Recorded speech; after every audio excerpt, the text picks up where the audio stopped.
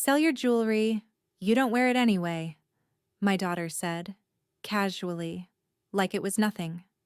She didn't see the nights I cried into that diamond pendant after her father died. Didn't remember the hands that slipped it around my neck when we had nothing but dreams. To her, it was just gold and stones.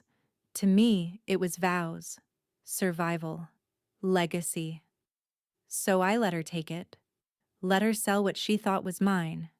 And then I opened the safe she didn't know existed. Because the real wealth wasn't around my neck. It was buried under her greed. We're about to begin, but if you'd like, share where you're joining from. It reminds me this story doesn't echo into silence. It lands somewhere real. Drop it in the comments, and don't forget to subscribe. It was a warm, still Sunday afternoon when Maggie Turner entered Liz's house. The faint scent of fresh bread and simmering stew lingering in the air. The home was large, modern, more mansion than residence, with polished wood floors and sleek surfaces that reflected a life of ambition.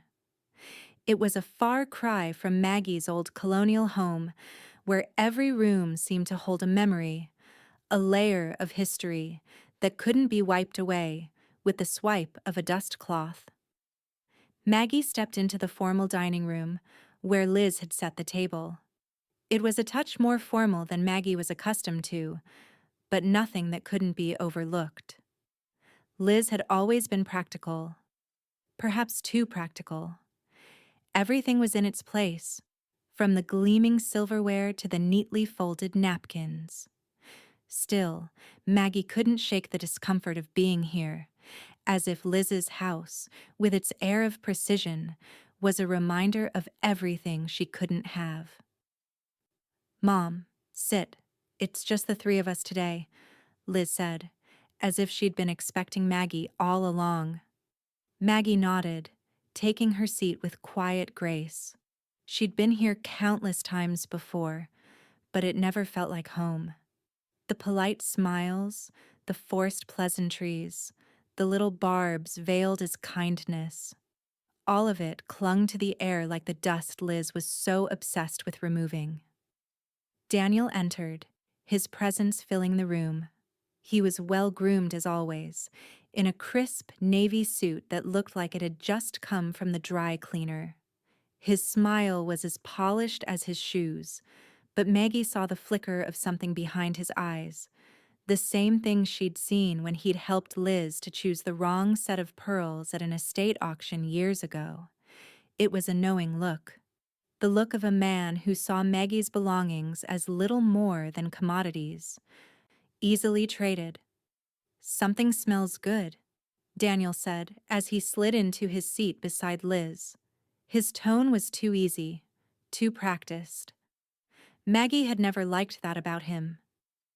"Just trying a new recipe," Liz replied as she adjusted the glasses in front of them. Maggie didn't answer.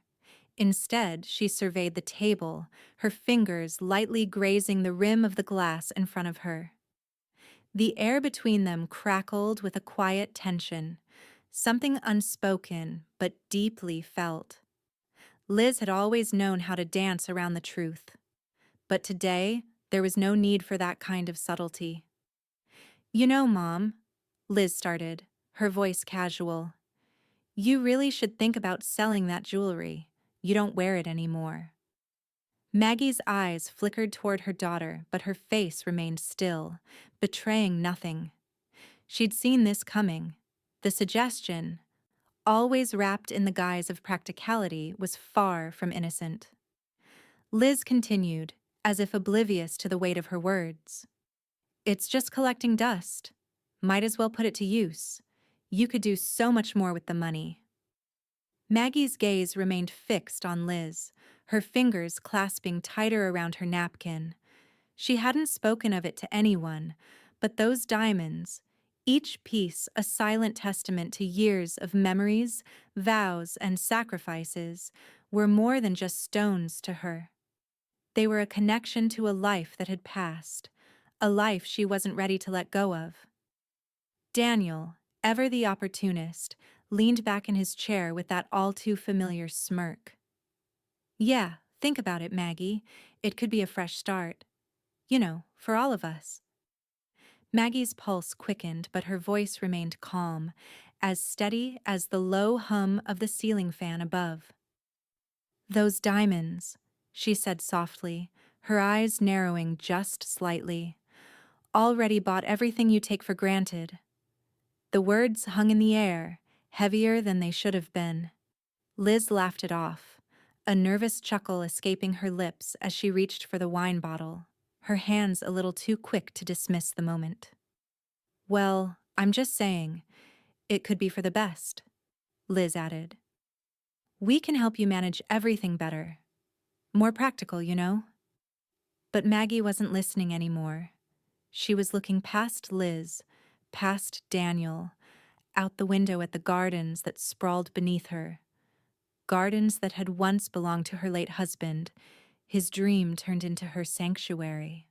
Tommy, her grandson, sat quietly at the end of the table, his eyes flicking between his mother and his grandmother.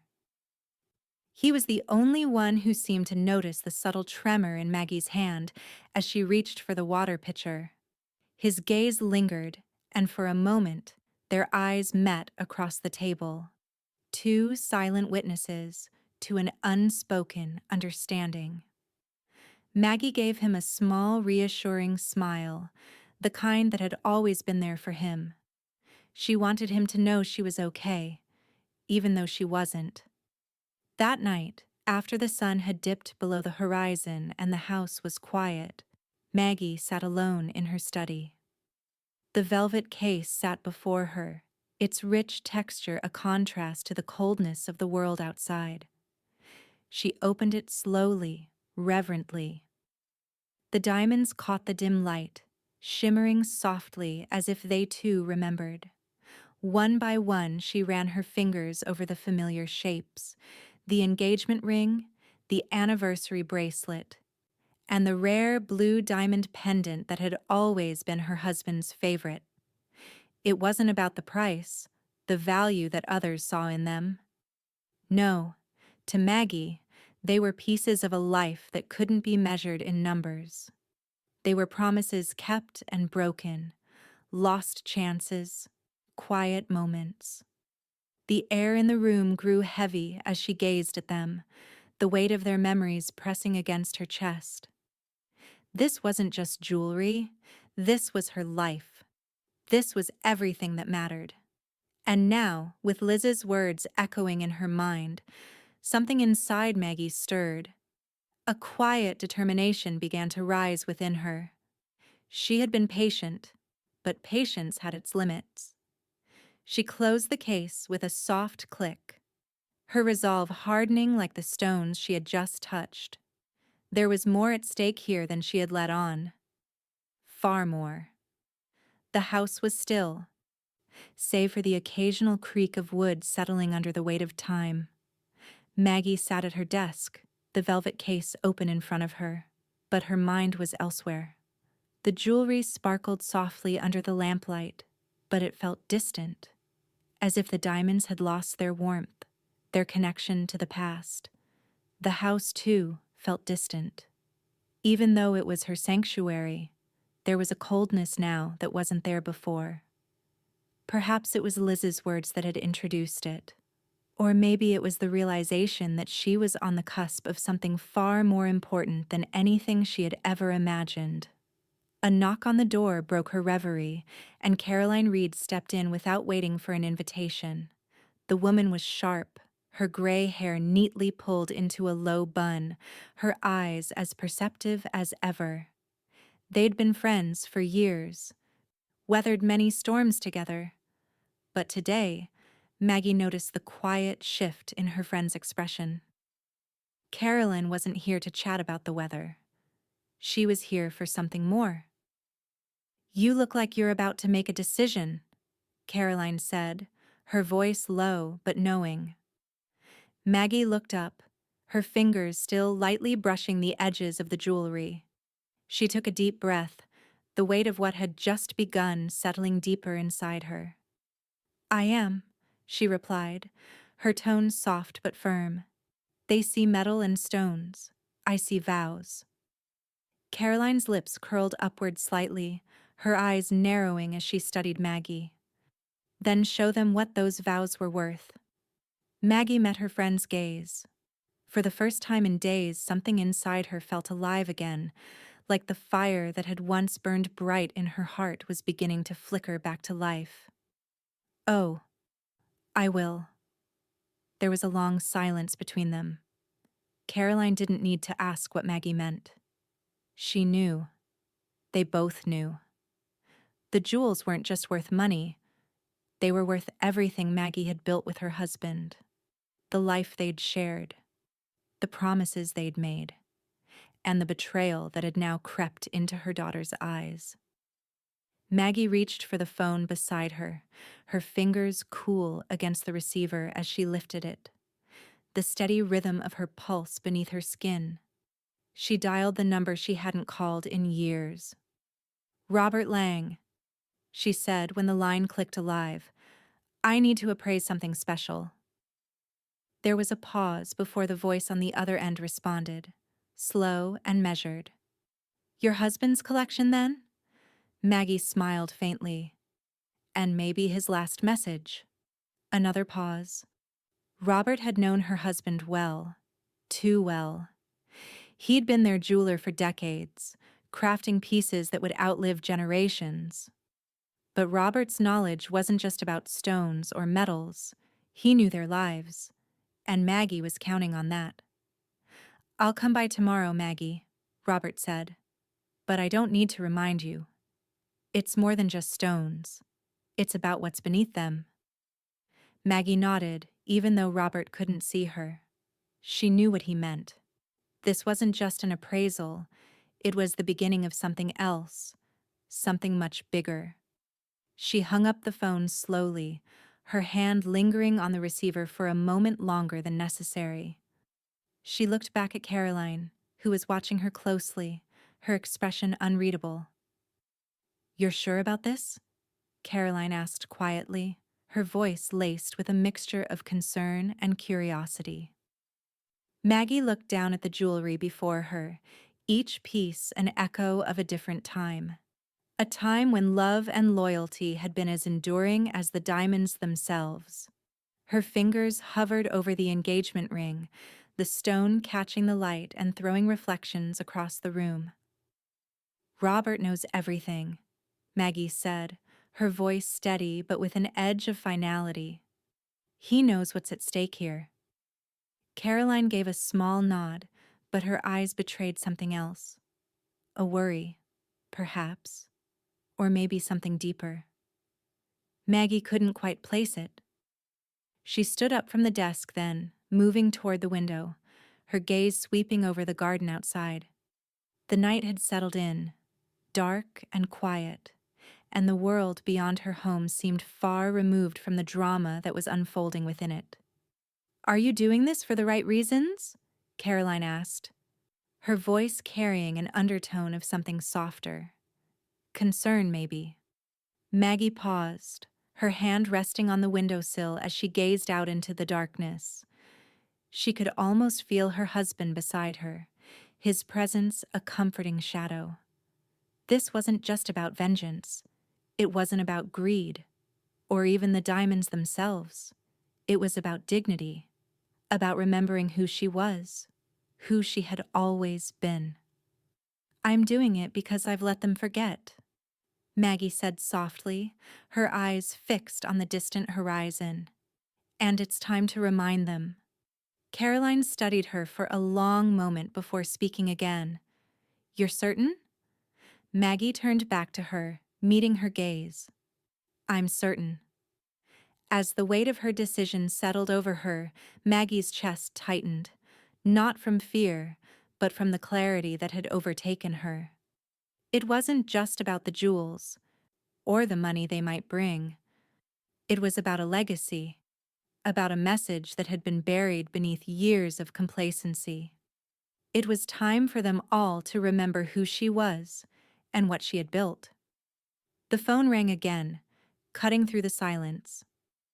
Maggie picked it up, her heart pounding a little faster than it should. She already knew who it was. "Robert," she said, her voice calm. "I'll see you tomorrow." And with that, she hung up the phone, the finality of the moment settling in her chest. Tomorrow would be the first step of something much bigger. Something that, in the end, would reshape everything. And as she turned back toward the window, Maggie knew that the storm was coming, and she was ready to face it. The downtown streets of Charleston were quiet in the early evening, the city bathed in the soft orange glow of the setting sun. Maggie pulled up outside Robert Lang's shop, the small, inconspicuous building nestled between a row of old brick storefronts. There were no flashing signs or pretentious windows, just a simple brass plaque on the door that read, "Lang's Jewelry and Appraisals." It looked like a place that had existed for decades, its walls steeped in history, much like the pieces inside. Maggie took a deep breath before stepping out of the car, her heels clicking sharply against the cobblestones. She hadn't been here in years, not since her husband had passed. She'd trusted Robert implicitly, just as her husband had, but today, she wasn't the same woman who'd walked through this door with a smile. Today, she carried the weight of a decision that would reshape everything. The door creaked as she entered, the scent of old wood and polished silver filling the air. Robert was waiting for her behind the counter, his gray eyes sharp but kind. His hands were steady as he polished a ring, though Maggie noticed the slight furrow in his brow when he saw her. It was the same look she had seen when he'd last handled the jewelry for her husband. "You're here," Robert said, his voice a quiet murmur. His gaze flicked down to the case she was holding. "I take it this isn't a social call." Maggie nodded, the cool weight of the velvet case in her hand anchoring her. "I need you to appraise something special," she said, her voice barely above a whisper, but it was steady. It was a tone she hadn't used in years. Robert's hands moved with practiced care as he took the case from her, setting it gently on the counter. The room was dimly lit, the only light coming from the soft glow of the overhead lamps, casting long shadows across the polished wood. He opened the case slowly, as if sensing the gravity of the moment, and laid the pieces out one by one, the engagement ring, the anniversary bracelet, and then the blue diamond pendant that had always been Maggie's favorite. Each piece sparkled under the light, but there was something more to them now. A quiet power lingered in the air, a silent history that spoke louder than any words could. Robert's fingers hovered over the pendant and his lips parted slightly as he let out a quiet sigh. "He made this one himself," he said almost reverently. "Said it held your legacy." Maggie's gaze softened for a moment as she looked at the pendant. Her hand moved, almost instinctively, to rest on the top of the case, but she quickly pulled it back. "Legacy, not luxury," she said, her voice steady, but there was a thread of something deeper woven into her words. Robert nodded, and for a moment, neither of them spoke. It wasn't necessary. The pieces of jewelry before them were more than just expensive adornments. They were the heart of a life, of vows and promises made long ago. He moved to the back of the shop and returned with an envelope, handing it to Maggie with a quiet reverence. She opened it slowly, the rustling of paper the only sound in the otherwise silent room. Inside was the appraisal, $3.5 million. She let out a soft breath, her fingers lightly tracing the value on the paper, though it meant little to her. The number was a mere formality. "It's worth more than that," Maggie said softly, her voice quiet but fierce, like a whisper of steel. "She thinks it's worth a down payment." "These," she said, gesturing to the jewels laid out before her, are worth a dynasty. Robert gave her a long look, his eyes sharp as he studied her. He knew. He had always known. This wasn't just about money. This wasn't even about the jewels. This was about something deeper, something that only Maggie truly understood, something that had been buried beneath layers of time and silence. A plan formed quietly in Maggie's mind, sharp and clear. It was subtle, surgical. There was no need for grand gestures or loud confrontations. She knew what she had to do now, and she was prepared to do it with the precision of a woman who had spent a lifetime learning the art of patience. Her fingers curled around the appraisal sheet, folding it carefully before slipping it into her bag. She stood up slowly, glancing around the room one last time. Everything in the shop was exactly as it had always been, but Maggie knew that, like everything else in her life, it was about to change. "Thank you, Robert," she said, her voice quieter than before, almost as if she were saying goodbye. He nodded, though there was a knowing look in his eyes. "I've always known where your strength comes from, Maggie. Be careful." Maggie didn't respond. She didn't need to. Robert had always understood the quiet strength that ran through her veins. She picked up the case and walked toward the door, the soft click of the latch the only sound as she exited. Outside, the air was cooler, and the evening sky had darkened into a soft indigo. As she walked toward her car, Maggie's mind was already moving forward, mapping out the next steps, each one deliberate, each one essential. Her eyes drifted over the quiet streets, but her thoughts were elsewhere. Tomorrow was another day, but it would be different now. Maggie Turner had made her decision, and the world, once again, would have to remember her name. The sun was just beginning to dip below the horizon when Liz's car pulled into the driveway of Maggie's house. It was a familiar sound, the gentle hum of an engine winding down, followed by the soft thud of a door closing. Maggie had been sitting on the porch, her hands folded neatly in her lap as she waited for Liz to arrive, the warm evening air brushing against her skin. She had known this visit was coming, just as she had known everything else. Liz was always full of plans, full of ideas, always practical, always certain of what needed to be done. Maggie stood as Liz approached, a polite but guarded smile on her face. Liz's bright, purposeful eyes met hers as she stepped onto the porch, dressed in a sharply tailored blazer and sleek trousers, as if she was heading to a business meeting. Maggie couldn't help but notice how different her daughter looked, how much more polished and assured than when she was younger. The youthful softness had been replaced by something more calculated. "Mom," Liz greeted her, hugging her briefly.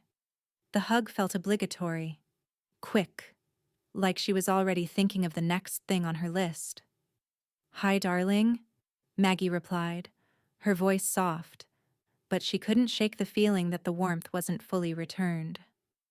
"What brings you by?" Liz smiled, though the edge of impatience lingered in her tone. "Just thought I'd pop by, help you with some of the decluttering. You've got so much stuff in here, Mom. So many things you don't need anymore." She gestured toward the house with a sweep of her hand, as if it were a business project she was ready to tackle. Maggie's eyes narrowed slightly, but she said nothing. Liz was always the one who thought she knew best, the one who was always fixing things. This would be no different. "You don't need all these heirlooms, Mom," Liz continued, stepping inside with the quiet confidence of someone who had made up their mind about everything. "A lot of it's just taking up space. I think it's time we, made some room. Don't you?" Maggie's fingers tightened around the railing as she watched her daughter move through the familiar rooms, the polished hardwood floor creaking underfoot. Every inch of this house held memories. Every corner was a piece of her history, but Liz was here to clear it all away, to reduce it to something that made sense to her.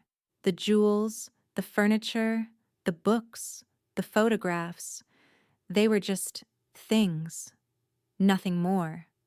"I'll let you get started then," Maggie said, her tone as calm and steady as ever, her gaze never leaving Liz's movements. She remained by the door, watching with a quiet intensity. Liz moved from room to room, lifting this, adjusting that, offering half-hearted commentary on things Maggie hadn't even thought about in years. She was trying to convince herself, Maggie realized, trying to convince herself that this was what was best.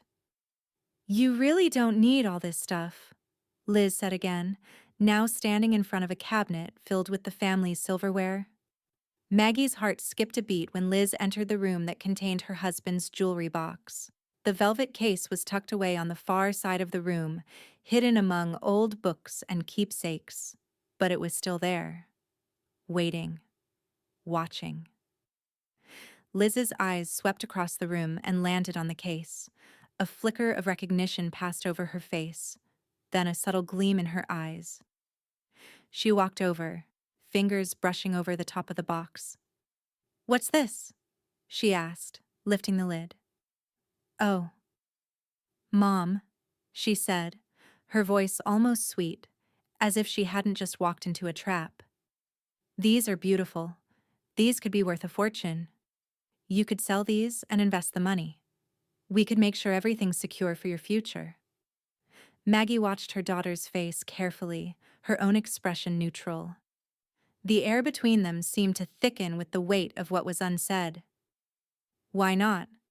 Maggie replied, a smile barely touching her lips. "Go ahead. I trust you." Liz's eyes lit up with the faintest trace of triumph, though she tried to mask it with a feigned sense of nonchalance. "I'll take care of it, Mom. I'll make sure it's handled properly." Maggie's smile never wavered. "Of course. I'm sure you'll know what to do." Liz's eyes lingered on the jewels a moment longer, but she quickly turned away, clearly pleased with herself.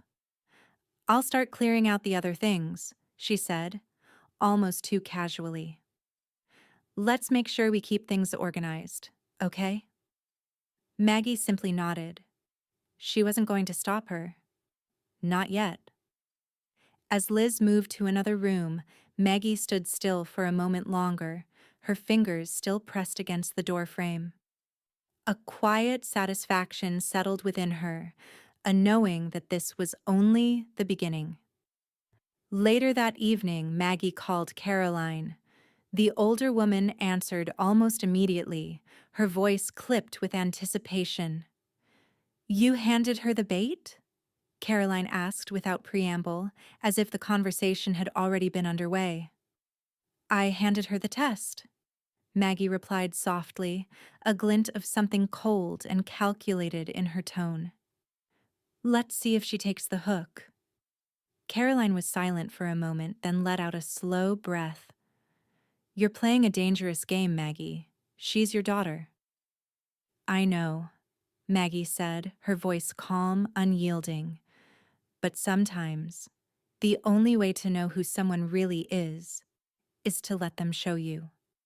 As Maggie ended the call, she felt the weight of the evening settle over her. The first move had been made.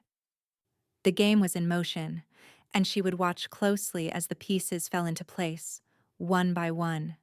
It was only a matter of time before Liz would make her next move. And Maggie was ready. It had been 3 days since Liz had visited, and the weight of that quiet afternoon still lingered heavily in the air.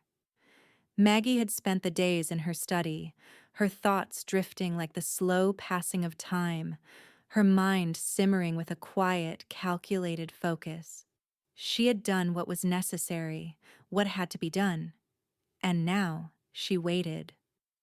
But when she stepped into the room that held her husband's treasures, a sudden wave of cold dread swept over her. The velvet case was gone. Her heart clenched, her breath catching as she stared at the empty space where the jewelry had once been. There was no sign of the box, no trace of the precious pieces that had meant everything to her: the diamonds, the gold, the tokens of a life she had fought to protect. Maggie stood still for a long moment, her mind racing to catch up with the shock that gripped her chest. She moved slowly, methodically, across the room, her fingers grazing over the surface of the cabinet where the box had once rested. It was as if the room had exhaled a quiet breath of betrayal, and now she was left to follow the invisible trail. The sound of the doorbell echoed through the house, a sharp intrusion on the silence. Maggie moved toward the door, her steps deliberate, and as she opened it, Liz stood there, an air of feigned innocence cloaking her smile. "Hi, Mom," Liz greeted her, a little too brightly, her hands resting on her hips. She was dressed in a business suit again, her expression sharp, purposeful. "I hope I didn't catch you at a bad time." Maggie's gaze didn't waver from Liz's face. She took in the faintest flicker in her daughter's eyes, the almost imperceptible pause before she spoke, as if rehearsing a line. Maggie had seen it too many times to ignore. "Mom, I took the jewelry," Liz said casually, stepping inside without waiting for an invitation. "For the insurance evaluation. You forgot, remember?" Maggie's heart skipped. For a moment she was frozen in place, the cool touch of panic creeping into her veins. But she masked it, pushing the unease aside. She nodded slowly, her face betraying nothing. "Of course," she said, her voice soft but steady. "I must have forgotten." Liz, oblivious to the control in her mother's voice, continued. "It's all in the process now. You'll get everything back after the evaluation. I'll make sure it's handled properly." Maggie smiled faintly, the kind of smile that didn't reach her eyes. "I trust you, Liz," she said, her words as placid as a still lake, masking the storm brewing underneath. Liz looked at her mother for a moment, then let out a laugh. "I know, Mom. I just want what's best for you." She moved toward the kitchen, leaving Maggie standing by the door, her hands clenched at her sides. As Liz disappeared into the other room, Maggie closed the door with quiet deliberation. Her pulse quickened, but she kept her movements slow, controlled. She stepped into the study and picked up the phone, dialing Caroline's number with the same steady precision she had cultivated over the years. It rang once, twice, before Caroline picked up.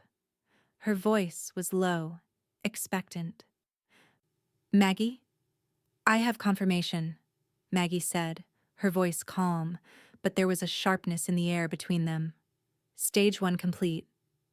Caroline didn't respond immediately, but Maggie could hear the shift in her breath on the other end of the line. "You knew she'd take them." Maggie smiled to herself, though there was no warmth in it. She's her father's daughter, but she forgot who taught her strategy. Caroline's silence deepened. Then she let out a breath. "And now?" "Now," Maggie said, her tone flat but with a steel edge. "We make sure she can't escape what she's done." Later that afternoon, Maggie's fingers moved swiftly over the keys of her laptop, the soft click of the keys, almost comforting in its rhythm.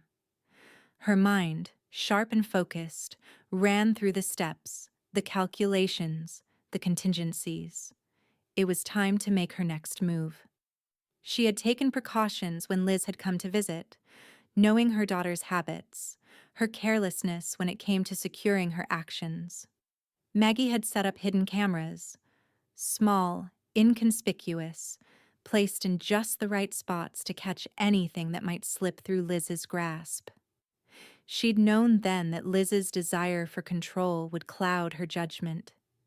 Maggie wasn't wrong. The footage was already loading on the screen. She clicked through the files, her eyes scanning each frame, her heart pounding with an anticipation she refused to acknowledge. And then, there it was. Liz, her hands shaking slightly as she cradled the velvet case. Then, with a practiced ease, she slipped the jewels into a bag, not once hesitating, not once looking back. The footage was clear. Liz had sold most of the pieces, using them to cover debts. The evidence was undeniable.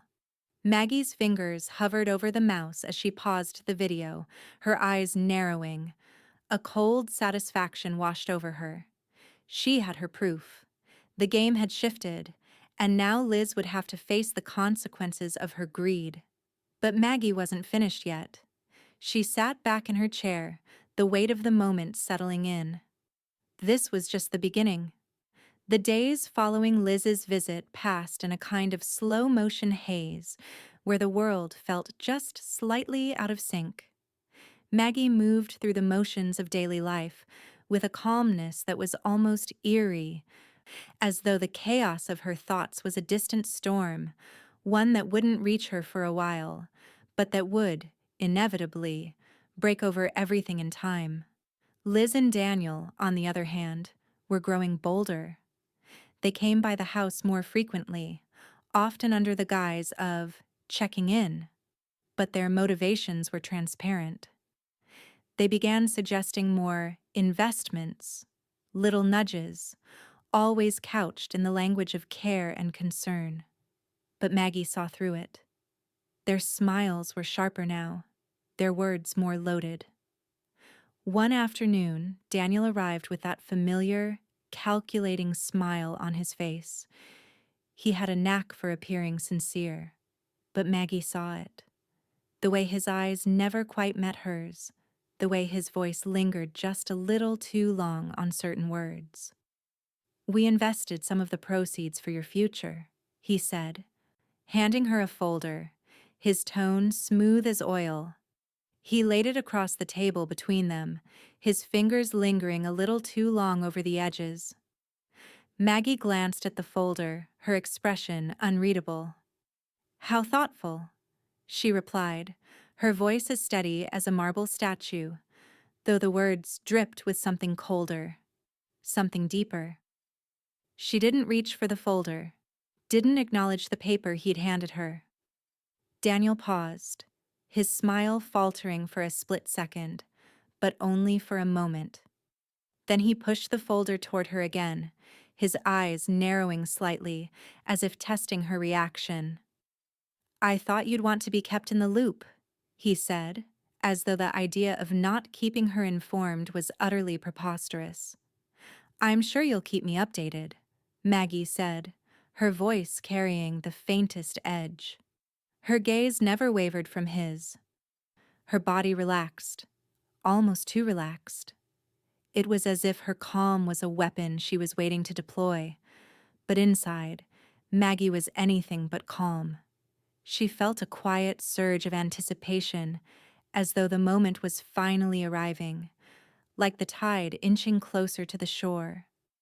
She watched Daniel fidget with the folder, saw him shift uneasily under her gaze, but he quickly recovered, standing to leave without waiting for her to react. He didn't care what she thought, Maggie knew. He was playing a game, and in his mind, it was already won. Later that night, after the house had fallen into a heavy, predictable silence, Maggie sat in the study, her fingers tracing the edges of the letter in front of her. The room was bathed in the soft amber glow of the lamp beside her, the only sound the rustle of paper as she sifted through the old letters her husband had left behind. He had been meticulous about everything, the way he organized his life, the way he left behind small pieces of himself in the form of notes, letters, and documents. She opened an envelope she hadn't touched in years. Inside was a note her husband had written to her long before the world had started to change. Her eyes skimmed over the words, the familiar curve of his handwriting bringing a faint ache to her chest. But it was one line that stopped her, made her heart skip a beat. I hid our true wealth where only love can find it. The sentence echoed in her mind like a secret she had almost forgotten. It was something her husband had always said, something he had believed with all his heart, and in that moment, the weight of his words settled deep into her bones. She set the letter down carefully, her fingers trembling slightly. Maggie's thoughts turned, like a compass shifting with the wind, back to the house, back to the hidden corners of this very room. Her gaze drifted toward the floor beneath her, and a spark of realization flickered in her mind. The safe. Maggie had always known it was there, hidden under the floorboards beneath the study. She'd never given it much thought over the years. It was something she had kept in the back of her mind, a quiet part of the house that seemed almost too obvious to notice. But now, the memory surged forward, a moment from the past when her husband had whispered to her about their true wealth, about the hidden documents that tied their family's legacy together. Without a word, she stood up from the desk, her legs moving with purpose as she approached the corner of the room. She knew exactly where the floorboards creaked, where the hidden panel was. With a steady hand, Maggie pulled up the floorboard, the wooden panel sliding back to reveal the safe beneath. She crouched down, her fingers brushing over the cold metal surface. For a moment, she just stared at it, the final piece of the puzzle that had been buried for so long, waiting to be uncovered. Her breath was steady as she unlocked the safe, the familiar click of the mechanism echoing in the quiet room. Inside were several files, carefully stacked and organized, their contents as old and as valuable as the jewels her husband had entrusted to her. She knew exactly what they contained: the documents, the trust funds, the proof that the diamonds, the jewels, everything that had been sold was rightfully hers.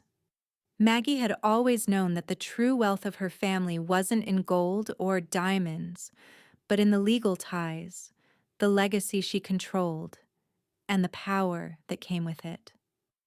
The jewels had been just a symbol of that power.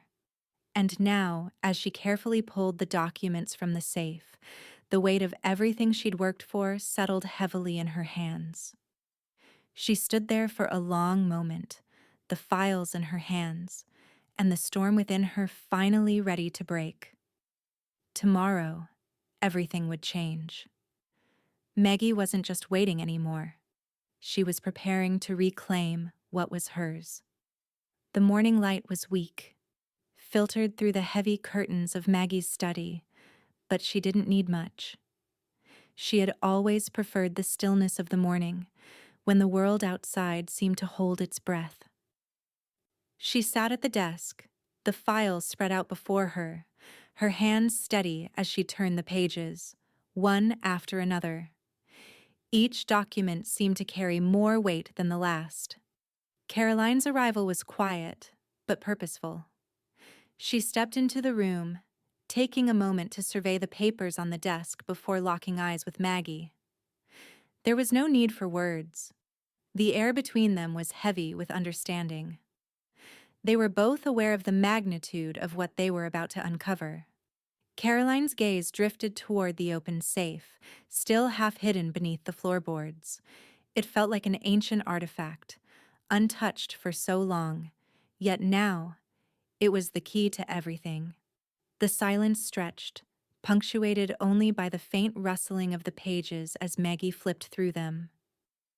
"This is more than I expected," Caroline said quietly, her voice thick with something like awe. Maggie's fingers stopped moving. She could feel the weight of Caroline's words, the quiet realization that they were standing on the edge of a precipice. She could almost hear the stones of the past shifting beneath their feet. Her eyes remained fixed on the papers. "It's only the beginning." Caroline leaned in, her eyes scanning the financial records in front of her. "Your husband didn't just collect jewelry, did he?" she said after a long pause, her finger tapping lightly against a particularly thick file. He invested in rare stones, not just as pieces to be set in rings or necklaces. He owned the mine's shares. Maggie's breath caught, but she didn't let herself react. She'd known her husband was cautious, always calculating, but she hadn't fully grasped the extent of his foresight. Each mine share, each carefully placed investment had been a deliberate act, a strategic maneuver that had ensured their wealth long after the jewels themselves had lost their luster. The pieces of the puzzle clicked into place. The jewels had never been just about beauty or luxury. They had been a front, a distraction. The true wealth had always been buried beneath the surface, in documents, in shares, in quiet decisions that no one but Maggie had known about. Maggie leaned back in her chair, her fingers still pressed against the documents. The storm that had been building for days, weeks, was finally nearing its peak. She had been patient, playing her part. But now, with Caroline beside her, and the truth laid bare, everything had shifted. Caroline continued, her voice softer now, almost resigned. "So whoever sold those pieces?" She trailed off, letting the implication hang in the air. Maggie's lips curved into a smile that held no warmth. "Committed grand theft," she said, her voice low and controlled, each word a quiet promise. They took something they never had the right to touch. Caroline's eyes flicked over to her, but Maggie's gaze never wavered from the papers before her. She knew that what they were uncovering wasn't just a matter of legal ownership. It was something far more personal, a betrayal woven into the very fabric of their family. Maggie's hand moved, carefully selecting another document from the stack. She placed it on the desk in front of Caroline. "It's all here," she said. "The legal ties, the investments, the trust funds. This is proof. Proof that Liz never had a claim to what was sold." And now, Maggie let the words hang, her fingers curling around the edge of the paper. "Now, it's time to make sure she understands that." Caroline gave a small nod, though her eyes were still fixed on the documents. "You're not just going after her, are you?" she asked quietly, almost too cautiously. "You're going after everything." Maggie didn't answer immediately. She let the question linger, her fingers tapping lightly on the edge of the desk. It wasn't about revenge. It never had been. It was about control, about reclaiming what was hers. The jewels had been only a symbol, but the documents, the investments, the trust funds, the mine's shares, were the true foundation of everything Maggie had built. "I'm going after what's mine," Maggie said finally, her voice steel. "And I'm going to make sure she pays for what she's done." Caroline stood up, a small knowing smile on her face. "You've got Robert on your side now, don't you? To trace each sold piece?" Maggie's lips quirked, a flicker of satisfaction flashing across her features. "Robert's already working on it. He's tracing every piece, every transaction. And when we have all the evidence—" She didn't need to finish the sentence. Caroline knew exactly where this was heading. The trap was closing, the walls inching tighter around Liz's carefully constructed lies. Maggie had given her a chance. She had trusted her, allowed her to play her hand. But now the game had shifted, and Maggie was in control. With one final glance at the documents, Maggie closed the file and stood up. "This is just the beginning," she said quietly. "And when it's over, Liz won't even know what hit her." Outside, the wind began to pick up, the first signs of the storm Maggie had been waiting for. And though the clouds hung heavy in the sky, there was a sense of calm in Maggie's eyes. The storm was coming, but she was ready. The dinner table was set with quiet precision, as it always had been, but today it felt different. The polished silver gleamed under the soft glow of the chandelier, the delicate china in its usual place. But there was an underlying tension, one that didn't belong in this space, a space meant for comfort, family, and routine. Maggie sat at one end, her movements deliberate, her hands folded neatly in her lap as she waited for them. Liz entered first, her high heels clicking decisively on the hardwood, her posture straight and sharp, almost predatory. She was dressed as she always was now, polished, put together, a businesswoman on a mission. Maggie could almost see the triumph in the way she moved, as if she were sure she had already won. Daniel followed, the same easy smile on his face. But it didn't quite reach his eyes. He carried the air of a man who knew something the others didn't, who felt sure that the world was falling into place just as he'd planned. His gaze swept over Maggie for only a moment before he made his way to his seat, taking a moment to settle into it like a king assuming his throne. "Mom, I'm glad you could make it," Liz said, her tone sweet, almost too sweet.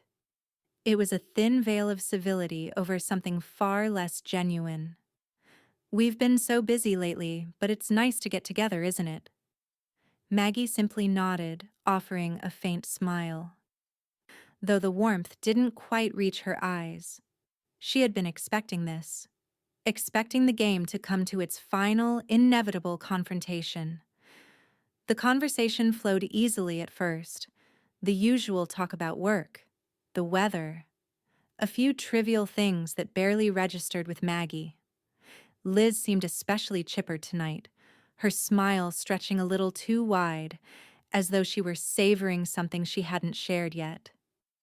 Daniel, sensing the quiet tension that had settled between mother and daughter, leaned forward, his voice laced with forced cheerfulness.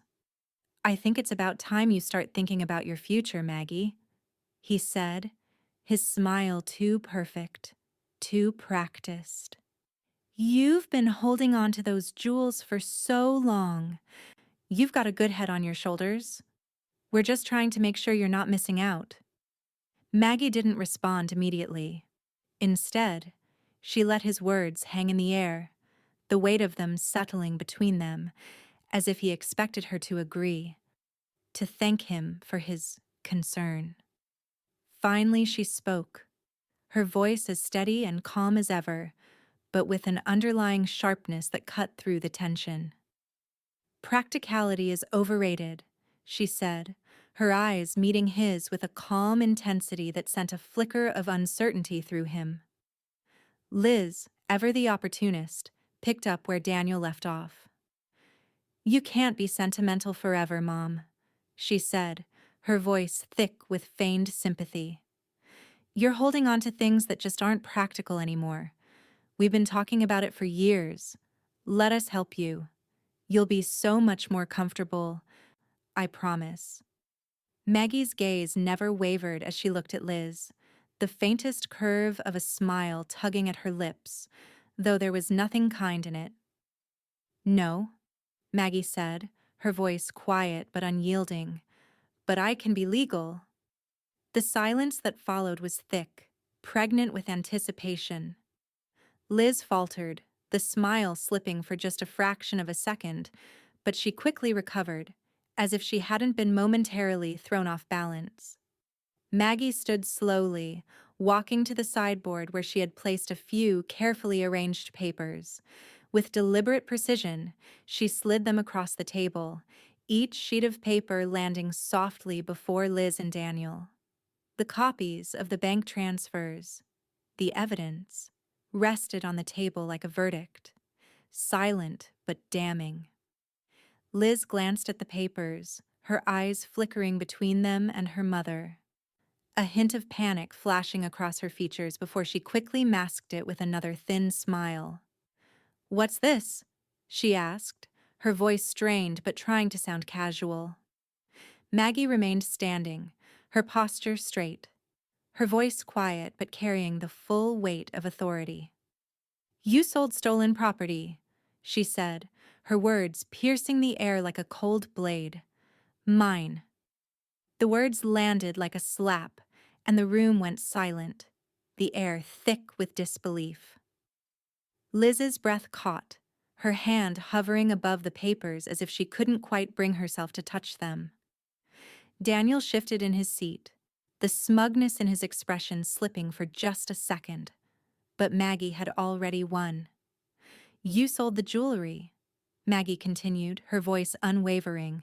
"You took what wasn't yours, and now it's all here. The proof, the trail. You think I didn't know? That I wouldn't find out?" For a long moment, Liz said nothing. Her eyes moved from the papers to Maggie, a storm of emotions swirling behind her gaze: fear, anger, disbelief. But there was something else there, too, a flicker of recognition. She knew her mother wasn't bluffing. Maggie had always been patient, always playing the long game, but now everything had come to a head. "Mom," Liz finally began, her voice trembling for the first time, her usual confidence cracking. But Maggie cut her off, her tone firm. "This isn't about you, Liz," Maggie said, her voice cold and final. "This is about what's rightfully mine, and now you'll answer for what you've done." Silence stretched between them, thick and suffocating, as the weight of Maggie's words settled in.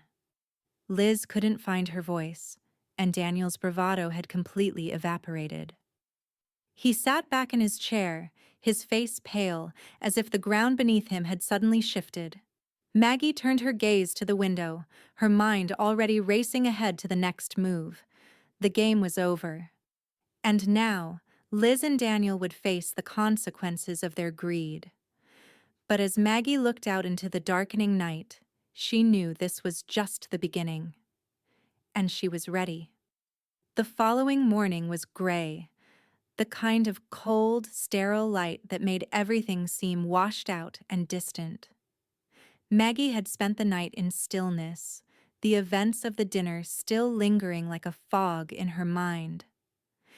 The faces of Liz and Daniel, their shocked expressions, had replayed in her thoughts long into the night. But now it was time for the next move. Her phone rang at 8:15. Caroline. No pleasantries, just the sharp tone of urgency. "It's done." Maggie nodded even though Caroline couldn't see her. "Good," she said, her voice as calm as ever. "Let's see how long they can keep pretending." The plan had been set in motion the moment Maggie had placed those papers on the table. Every step calculated, every move deliberate.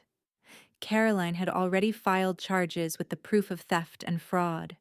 Maggie had taken care of the rest. She'd been patient enough.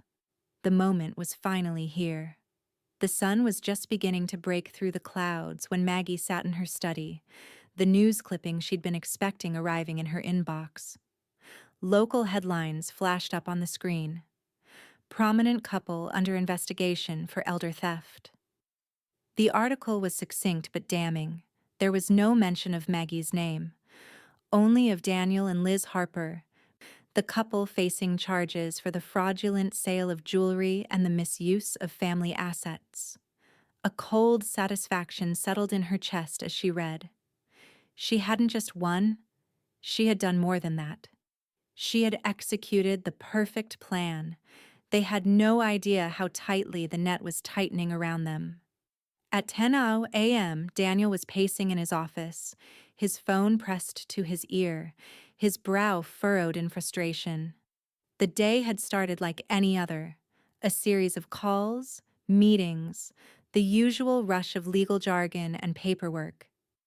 But everything shifted when the knock came at the door. Two uniformed officers stood in the doorway. Daniel froze, his heart lurching in his chest. He had never imagined that the trap would close this quickly, never thought Maggie would take it this far. But there they were. standing in his office like a cruel reminder that nothing he had built was secure. "We're here to talk to you about a potential case of elder theft," the officer said, his voice flat, businesslike. "We'll need your full cooperation." Daniel's mind raced. This couldn't be happening. Family can't sue family, he thought, trying to steady his breath. His first instinct was to fight back, to assert control. He opened his mouth to say something, but the words stuck in his throat. The officer stepped forward, holding out a stack of papers, the same ones Maggie had placed on the dinner table. "You'll need to come with us," the officer said. "We have enough evidence to open a formal investigation."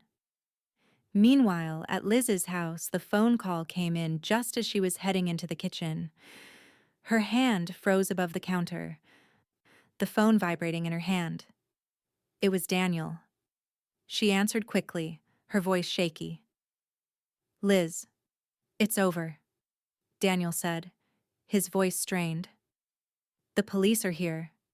I don't know what happened, but they're investigating everything. They've got the evidence, Liz. The bank transfers. Everything. They're saying it's elder theft. Maggie's behind this." Liz's stomach dropped. She had never felt more trapped, more exposed. "What? No, she wouldn't." Her voice broke as panic crept in. "What are we supposed to do?" Daniel's voice was filled with a mixture of rage and disbelief. "She's playing us, Liz. We need to get ahead of this. Now. This could destroy us." There was a long silence, and Liz's thoughts began to spiral. I need to talk to Mom," she said, her voice almost a whisper. The weight of what she'd done, what they had done, was finally crashing down on her. Maggie was already on her way to the courthouse when her phone rang again. This time, it was Liz. "Mom, please." Liz's voice cracked, the facade of control slipping away. "Please don't do this. Don't ruin everything. We can fix this. Just, please." Maggie's grip tightened on the wheel of her car, her jaw clenched. "You ruined it, Liz," she said quietly, her voice as cold as ice. "You did that when you priced love, and now you'll face the consequences." The words hung in the air, sharp and final. Liz had no more cards to play. She could beg all she wanted, but Maggie knew this wasn't about forgiveness. This was about power. A power that Liz and Daniel had underestimated. The kind of power Maggie had always held, even when they tried to strip it away. As the day wore on, Maggie received a call from Caroline, her voice laced with satisfaction. "It's moving fast, Maggie. They've already started to unravel. The investigation's only just begun, but they're already on the back foot. There's no coming back from this." Maggie allowed herself a small smile, though it was edged with something darker. "This is just the beginning," she said. "They've underestimated me. Now they'll see what happens when you try to take what isn't yours." The storm Maggie had been waiting for had finally broken. And as the rain began to fall outside, washing the city clean, Maggie knew that nothing would ever be the same again. The days that followed were quieter than Maggie had expected. The storm, which had been building for weeks, had finally broken, but now there was a peculiar stillness, the calm after the chaos. Maggie found herself retreating into the rhythm of her old routines, the things that gave her a sense of control. She spent most of her time in the garden, her hands in the dirt, planting and tending to the flowers and shrubs as if she were grounding herself in something simple and real.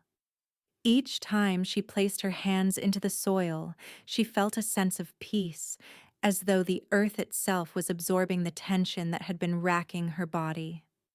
The house felt emptier now. The silence between the walls was more pronounced. The absence of the clatter and chatter of Liz and Daniel's presence almost deafening. Maggie didn't mind. For the first time in a long while, she felt at ease, like the weight she had been carrying was finally starting to lift. But the world outside was a different story. The fallout from the investigation was swift. Daniel's firm suspended him immediately, his name smeared across the headlines for all the wrong reasons. Clients began to distance themselves, and the calls that had once been frequent and filled with promise were now replaced with silence. Liz's real estate business, once flourishing, began to crumble. Clients canceled contracts, the calls stopped coming, and the deals that had once seemed so secure slipped through her fingers like sand. The social circles that had once admired her, that had once held her up as a beacon of success, now whispered behind closed doors. Maggie knew this wouldn't be the end for Liz and Daniel. They were too ambitious, too determined. But for now, they were in free fall, and Maggie had no sympathy for them. It was mid-afternoon when Tommy showed up at Maggie's house, his face drawn with concern, his eyes wide as if he had seen something he couldn't quite comprehend. He had grown so much in such a short time. The shy boy she had once known had transformed into a young man, but his heart was still the same, kind and full of empathy. "Mom and Dad are scared," he said, his voice soft, as though speaking any louder would make the truth too real to handle. Maggie didn't look up immediately, continuing to prune the roses in front of her. She took a breath before responding, her fingers moving deliberately as she worked. "Then maybe they'll remember what fear feels like," she said, her voice calm but heavy with meaning. "Honesty has a way of bringing that out in people." Tommy sat down on the nearby bench, his eyes not quite meeting hers. "I don't think they understand. I think they still think they can fix this." Maggie set the shears down, her hands resting on the wooden handle as she turned to face him. "Maybe. But sometimes the damage is already done, Tommy. You can't fix everything just because you want to." Tommy met her gaze then, his eyes searching as if trying to understand something deeper. "But they're family," he said quietly. A faint smile touched Maggie's lips, but it was filled with something sadder now, something harder. "Being family doesn't make you immune from the consequences of your choices," she replied, her voice steady, unwavering. "You can't escape the truth forever, not even if you're family." There was a long silence between them, one filled only by the distant hum of the city and the soft rustling of the leaves in the breeze. Tommy seemed to take her words to heart, his expression shifting as he thought them through. A few moments later, Carolyn arrived. Maggie's friend stepped into the garden, her expression one of quiet approval. She'd been a constant presence throughout this ordeal, offering both advice and support when Maggie needed it most. Caroline sat down beside Maggie, offering her a small, knowing smile. "You're stronger than I've ever seen you," she said, her voice filled with genuine admiration. Maggie glanced at her, her eyes narrowing slightly as she studied Caroline's face.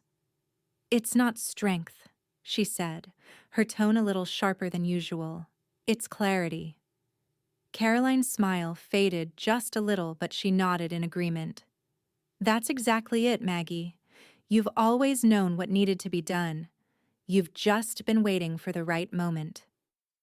Maggie looked out across the garden, the early evening sun casting a soft, golden light over the flowers she had carefully tended to. She didn't say anything more. She didn't need to. The truth of it was in the air around them, in the quiet confidence Maggie had found within herself. The victory wasn't loud. It wasn't flashy. But it was hers. And it was final. As the last of the day's light faded into twilight, Maggie allowed herself a moment of peace. The victory was quiet, but it was the kind that bloomed in the places people often overlook: in the garden, in the calm after the storm, in the clarity that came from doing what needed to be done. For the first time in a long while, Maggie felt the weight of the past lift, and with it, a sense of quiet victory began to bloom. And in the distance, she could hear the faintest sound of rain beginning to fall, gentle but persistent, washing away the remnants of the battle that had been fought. It was late afternoon when Liz showed up at Maggie's door. Her presence was unmistakable. The sound of hurried footsteps on the gravel driveway, followed by the sharp knock on the door. Maggie had been expecting this, had known it was only a matter of time before Liz would come back, desperate and broken. She hadn't been wrong. The door opened with quiet deliberation. Maggie stood there, her posture composed, as Liz stood on the threshold, her eyes swollen, face streaked with the remnants of her tears. The mask that had once seemed so carefully constructed had finally cracked. For the first time in ages, Liz was no longer the woman who prided herself on control and ambition. She was just a daughter, lost and pleading. "Mom," Liz's voice broke, fragile and raw. "Please, please, don't do this." She stepped forward, her hands trembling at her sides, and Maggie felt an unfamiliar pang, sympathy perhaps, but it was quickly washed over by the tide of the truth she'd uncovered. Liz reached out, her voice shaky.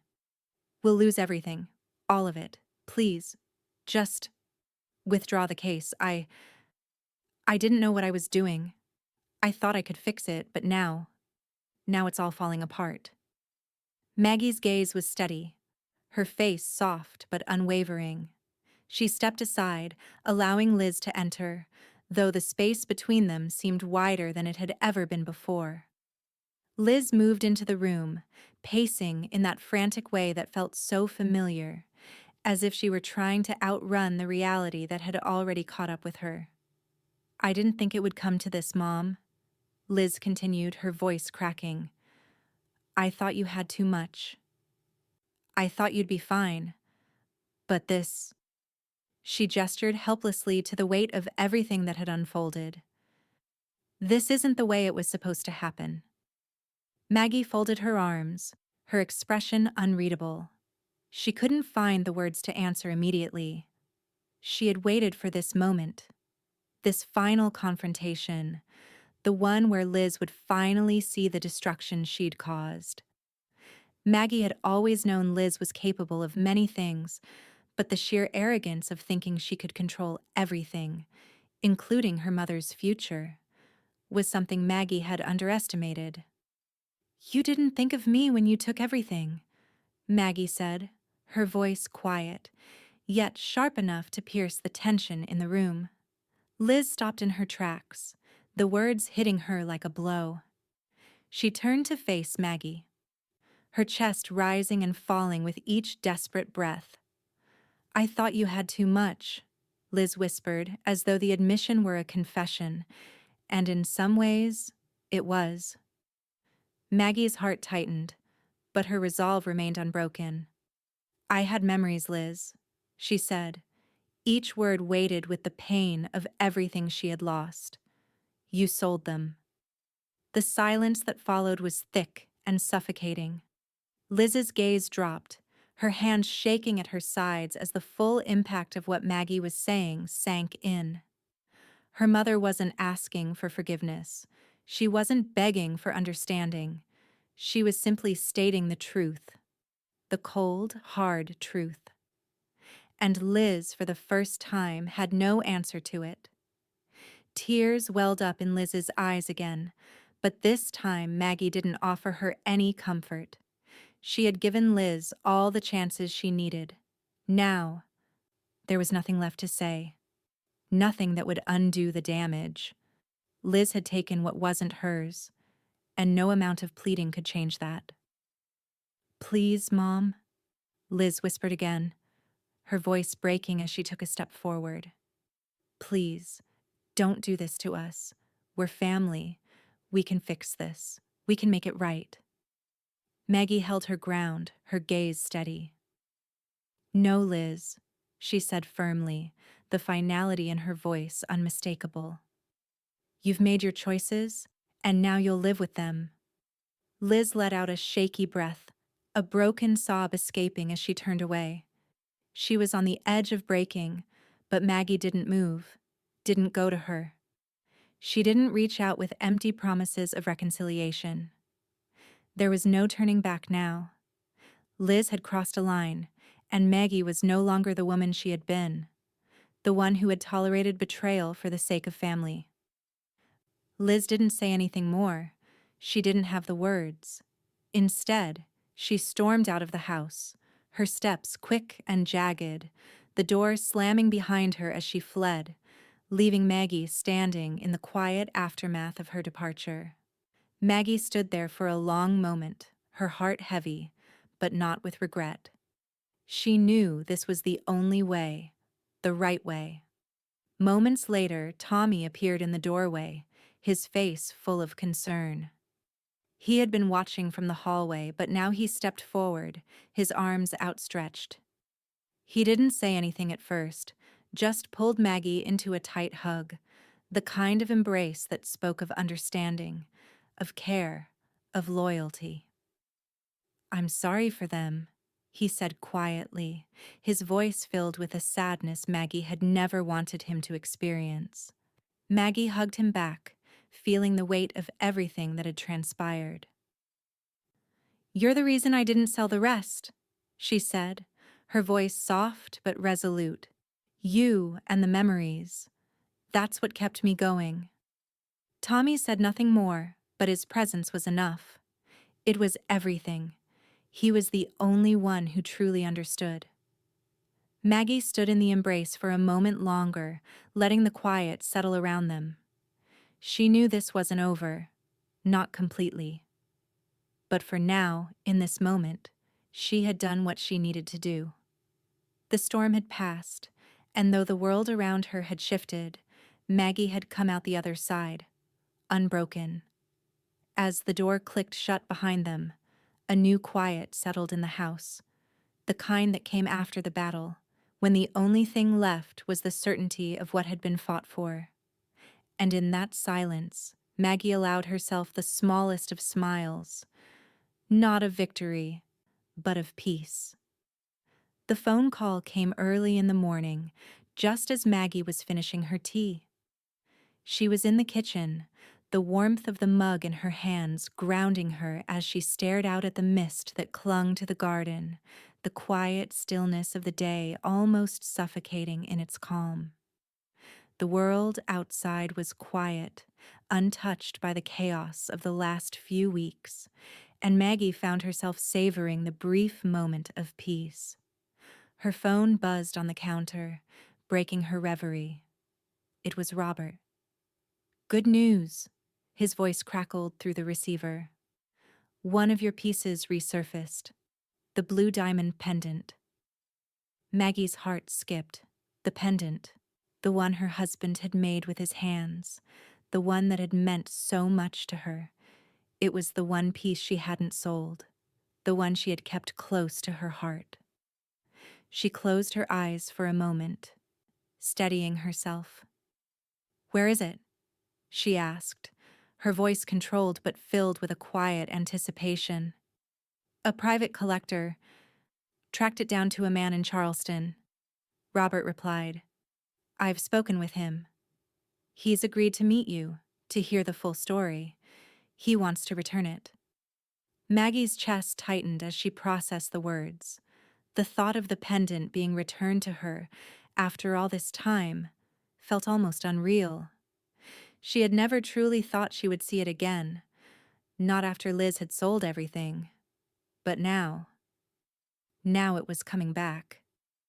"Set up the meeting," Maggie said, her voice calm, though inside she felt something stirring. Hope, or perhaps something deeper.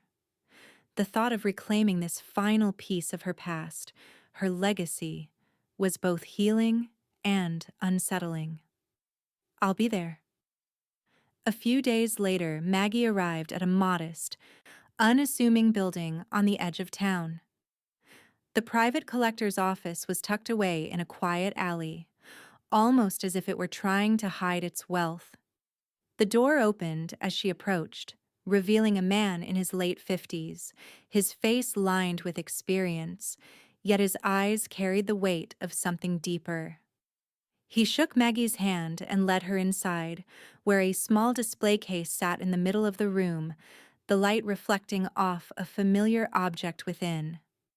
The blue diamond pendant. Maggie's breath caught in her throat as she laid eyes on it once more. The deep blue stone glowed softly under the lights, its facets catching the light in a way that made it seem almost alive. "I heard the story," the collector said, his voice soft and respectful. "When I learned what it meant to you, I knew it had to be returned." Maggie stood still, her eyes fixed on the pendant, her heart pounding in her chest. For a long moment, neither of them spoke.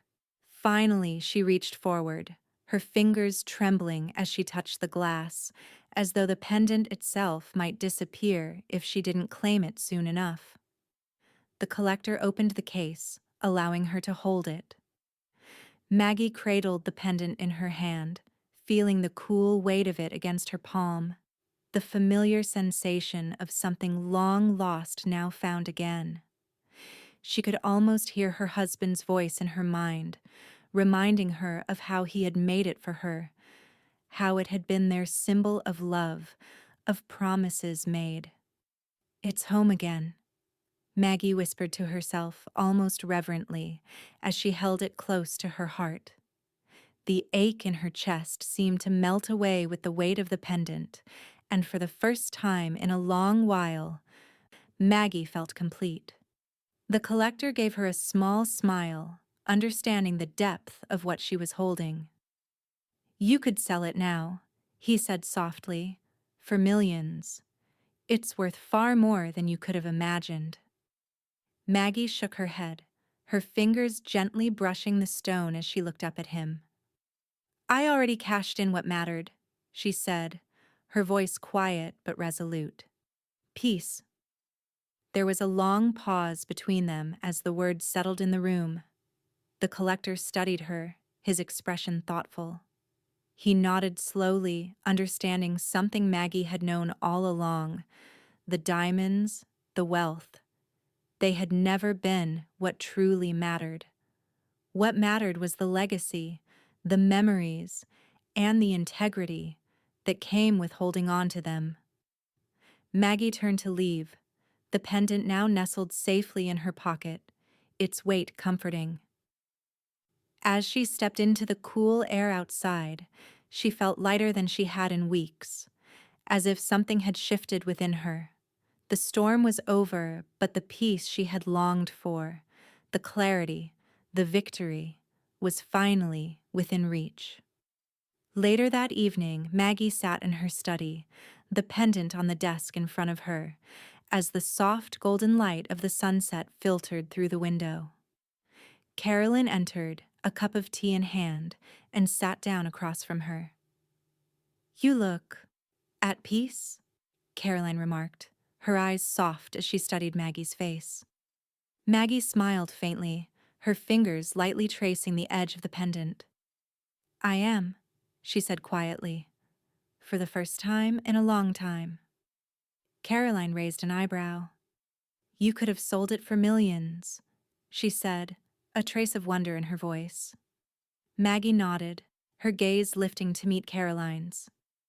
"I know," she replied, her voice steady. "But peace, that's something you can't buy." Caroline's eyes softened, a smile tugging at the corners of her lips. "I think you've earned it, Maggie." Maggie's smile widened, the weight of everything she'd endured finally lifting. She had lost much, but in the end, she had reclaimed what mattered: memories, legacy, and most of all, herself. And as the evening darkened, she knew that, at last, she was free. The morning was cool, a touch of autumn in the air, As Maggie sat at her desk, the pages of legal documents spread out in front of her. The clock on the wall ticked steadily, but time felt almost irrelevant now. She was no longer marking the passing hours.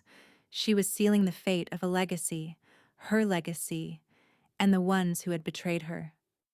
The house was quieter than it had been in years. Liz and Daniel were gone, and though their absence had left a hole, it wasn't one that Maggie mourned. She had given them everything, only to have it twisted and taken. Now, as she looked at the documents in front of her, she felt no trace of guilt, only resolve. Maggie had spent the last few weeks preparing for this day. After everything that had happened, after all the deception and loss, she knew what needed to be done. It wasn't about retribution anymore. It was about ensuring her legacy, the one that her husband had carefully built alongside her, would be preserved, untouched by the greed and ambition that had tarnished it. She reached for the pen, her hand steady as she signed the papers. The Turner Foundation for Artisans and Widows, a dream that her husband had once shared with her. It was more than just charity. It was a way to honor the craftspeople, the builders, the dreamers who had helped them along the way. Maggie had always believed in creating something lasting, something that would outlive her. And now, it would live on, funded by her husband's investments in the mines and the rare stones they had once sold. As she signed the final document, the weight of it settled in her chest. The foundation would provide for widows, artisans, those who had given their lives to the work that had fueled her own success. The investments, now under the foundation's name, would serve a purpose far beyond her own. This was her legacy. Her hand hovered over the next stack of papers, the will, the trust. It had taken everything she had to bring herself to this point. She had already excluded Liz and Daniel from any share in her estate. The inheritance, everything she had once intended for them, was gone. All of it, transferred to Tommy's trust. She didn't have to think twice. Tommy, her grandson, was the only one who had never betrayed her. He was the only one who understood what truly mattered. And so, he would inherit it all. The house, the investments, everything. Tommy would carry forward the values she and her husband had built, without the corruption that had crept in from the others. Maggie folded the papers, carefully placing them in the envelope. She sat back in her chair for a moment, letting the gravity of her decision settle in. Caroline entered the room, her usual sharpness softened by the quiet weight of the moment. "I've done it," Maggie said, her voice calm but firm. "It's all in place." Caroline nodded, stepping closer. "There's no going back after this, Maggie. Once those papers are filed, it's final." Maggie met her eyes, her gaze steady. "There's no backward in dignity." Caroline let out a breath, her expression unreadable for a moment. "You've done what you had to do. No one can fault you for that." Maggie's lips curled into a faint smile. "I'm not looking for anyone's approval. I'm doing this for Tommy. For the future. They made their choices. Now they'll live with them." The conversation shifted, the weight of the moment still heavy. But Maggie felt lighter than she had in years. She had taken control. She had reclaimed her family's legacy, not in jewels or wealth, but in something that would outlast everything else. Something that would mean something. The next day, Liz received the notice. Maggie hadn't expected a call, but there it was. The letter from the estate attorney. With the cold final words, "As per the provisions in the estate, you have been excluded from receiving any inheritance from the Turner estate. All assets have been transferred to the trust established for Tommy Turner. Any further claims will be considered invalid." Liz stared at the letter, her hands shaking. The paper felt heavier than it should, and her vision blurred for a moment. The words, the finality of them, were like a punch to the gut. She had lost everything. All the things she had taken for granted, all the things she had thought she could control, were now out of her reach. Her greed, her assumptions, had led her here. Maggie had always known how to play the long game, and Liz had underestimated her. Now, as she sat in the silence of her empty house, the weight of Maggie's decisions pressing down on her, Liz felt the full extent of her exile. It wasn't just about the inheritance. It was about the legacy she'd lost and the family she had torn apart in her pursuit of it. And in that silence, as the reality of her choices settled in, Liz knew that there was no way back. Maggie sat at the table later that evening, the night's quiet settling in. Tommy was with his parents, and Maggie had been left alone with her thoughts. The house was still, the shadows stretching long in the soft glow of the lamps. She reached for the pendant, the blue diamond now resting on the table in front of her. As she held it once more, she thought of the legacy she had created, of the choices she had made. She had done what was necessary, not out of malice, but out of love for the future. The storm was over, and as she ran her fingers over the stone, she knew that what she had done was right. The only thing left now was the peace that came with knowing the legacy of the Turners would endure. Beyond the greed, beyond the betrayal, it would live on. And in that, Maggie found her final victory. The sun was low in the sky when Liz showed up at Maggie's door, her face softer, her eyes no longer carrying the sharpness of ambition, but the weight of defeat. It had been months since their last confrontation, and in that time, Maggie had found her peace. The Turner Foundation had flourished, Tommy had started volunteering there, and the quiet rhythm of life had settled into a new, solid routine. But Liz's presence was like a ripple on still water. The past had come back, and with it, a plea that Maggie hadn't expected. Maggie had been sitting in the study, the blue diamond pendant resting on the desk in front of her, its soft glow a quiet reminder of everything she'd fought for. She had just finished reading over the Foundation's latest report when the knock came. It was faint at first, almost tentative, but Maggie recognized it immediately. There was no mistaking the sound of Liz's hesitation.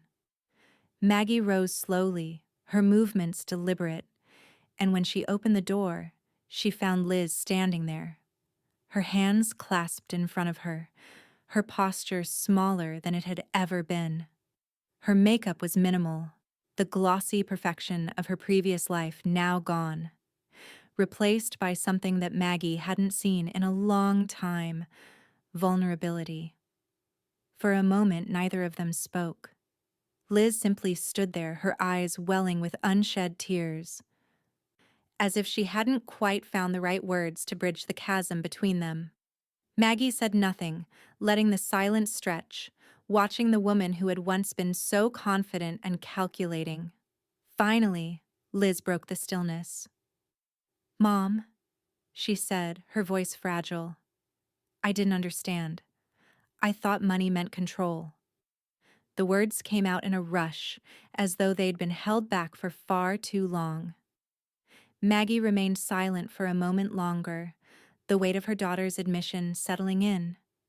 She had always known Liz's motivations, but hearing it spoken aloud, raw and stripped of pride, made it clearer than ever.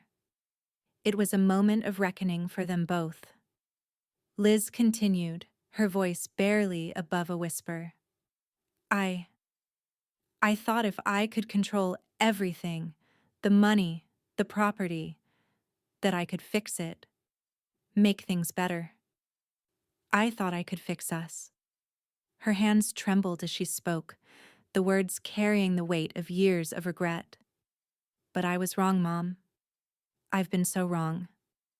Maggie stood still, taking in her daughter's words, and then, with a quiet grace, she responded, her voice steady but filled with the wisdom that had come from all she had endured. Money only means memory when earned with love. She let the words sink in between them, allowing the truth of them to settle like dust. Liz's eyes welled up, her chest heaving as the flood of emotions broke free. She sank into herself, her hands covering her face as the tears finally fell. Maggie didn't move at first. She had seen Liz broken before. But this was different. This wasn't a woman trying to manipulate her into giving up what had been rightfully hers. This was a daughter who had lost everything she had taken for granted, and now she was facing the consequences. For a long moment, Liz wept, and Maggie didn't try to stop her. There was nothing left to say.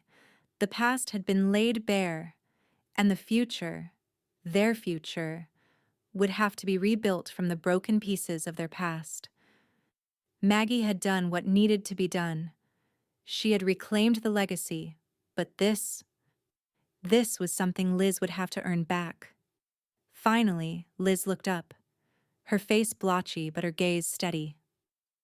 "I'm sorry," she whispered, her voice thick with emotion. "I've ruined everything. I didn't understand until now." Maggie placed a hand on her daughter's shoulder, her touch gentle but firm. "You've hurt me, Liz," she said quietly, her voice low. "But it's not about me anymore. It's about what you've lost, and what you'll have to rebuild."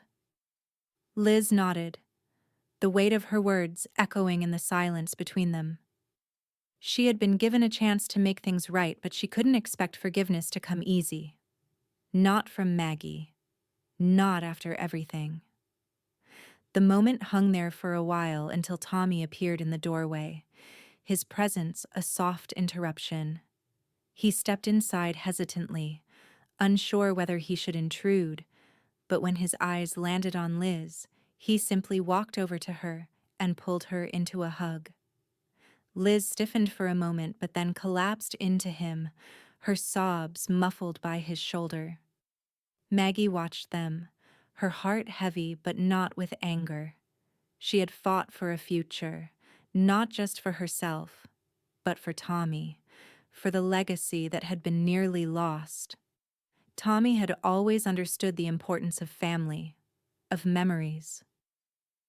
He had never asked for any of this, but Maggie knew that he would carry the legacy forward with dignity. As the hug between them ended, Tommy turned to Maggie, his face serious. "I want to keep helping," he said quietly. "I want to make things right, too." His words were simple but filled with intent. Tommy understood now, more than ever, that legacy wasn't about wealth. It was about doing the right thing. Maggie smiled faintly, her eyes softening. She had always known that Tommy was the one who would carry their story forward. "I know you do, Tommy," she said, her voice thick with pride. "And you will." Caroline entered the room just as the moment shifted, her presence a quiet comfort. She glanced between Liz, Tommy, and Maggie, her eyes soft with understanding.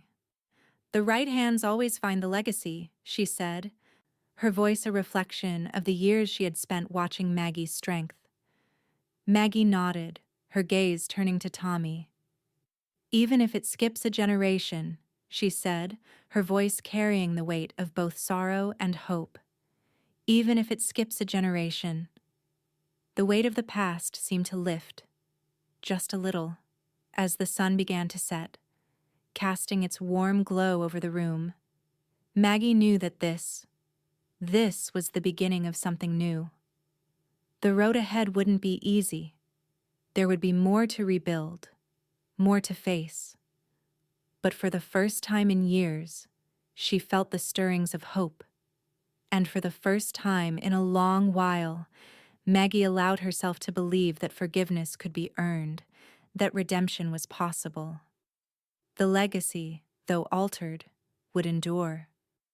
The final morning was still, the quiet only broken by the soft rustling of leaves in the garden. Maggie stood in front of the mirror, adjusting the clasp of the blue diamond pendant around her neck. The sunlight was just beginning to filter through the curtains, casting a warm, golden glow across the room.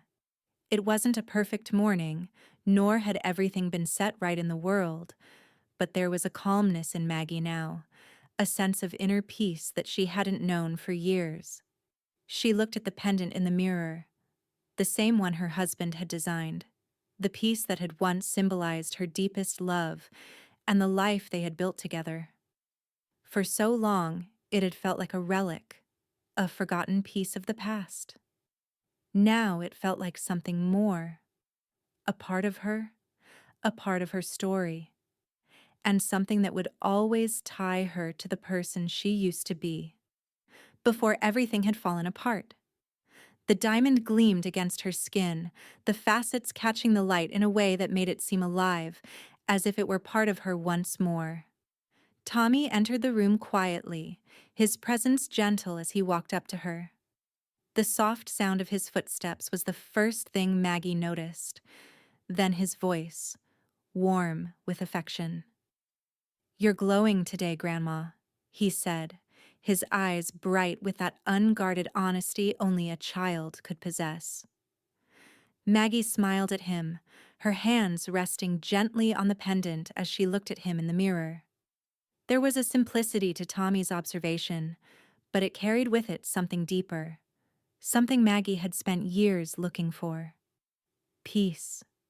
It had settled in her, almost without her realizing it.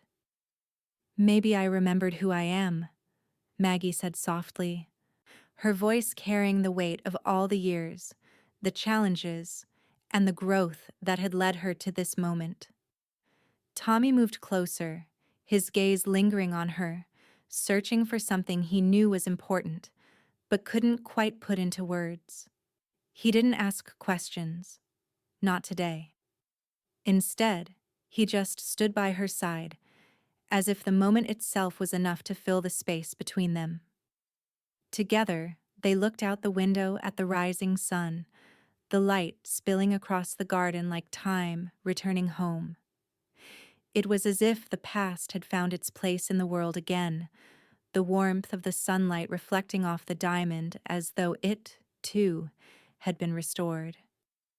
Maggie stood there, her hand resting lightly on Tommy's shoulder, the soft light filling the room as the first rays of morning stretched across the sky.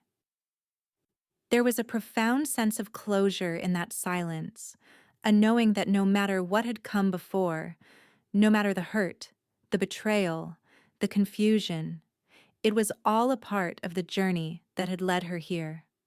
The phone rang, breaking the peace, its sharp tone pulling Maggie from her thoughts.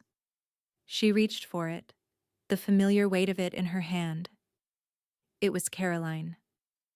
"Maggie, I just wanted to let you know.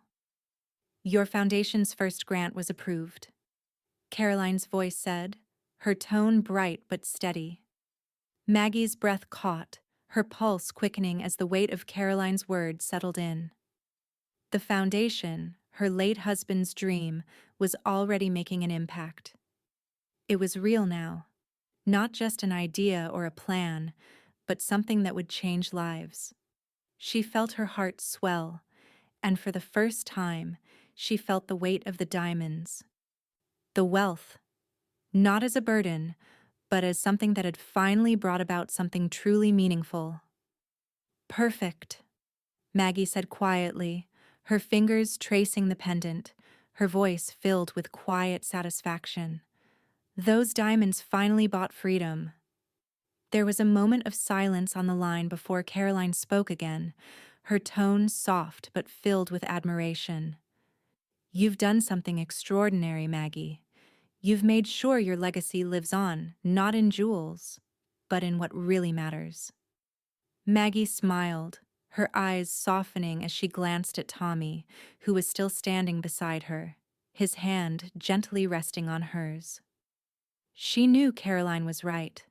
The legacy was not about wealth or jewels, but about creating something that would last long after the final piece of jewelry had been sold or passed down. It was about the difference that would be made in the lives of others and the values that would be carried forward by people who understood what truly mattered. Maggie took a deep breath. The peace that had once seemed so elusive now settled deep within her. She turned to Tommy, her heart full. "She told me to sell my jewelry," Maggie said, her voice quiet but steady. "But I decided to wear my worth instead." Tommy looked up at her, his expression thoughtful, as if he were finally beginning to understand the full meaning of her words. Maggie's eyes softened, her gaze lingering on him for a moment longer before she looked back out at the garden, the sun rising higher in the sky, the light bouncing off the diamond like time returning home, as if the legacy had come full circle. And as the first rays of sunlight illuminated the world around her, Maggie knew that whatever came next, she had finally found the peace she had been searching for all along.